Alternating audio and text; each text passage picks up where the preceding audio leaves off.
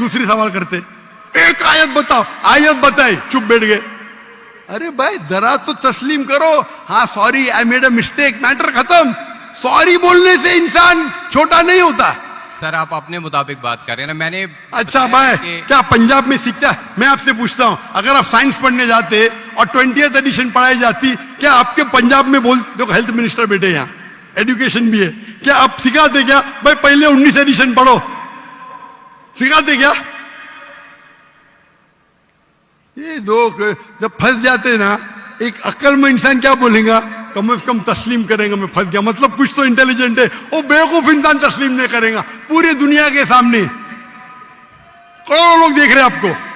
Sir I respect you, I want to Why you respect me? What you're not respecting me? I have asked you a simple question. You as a teacher, I'm not a teacher. Will you tell your students to read the first 19th edition? You're not opening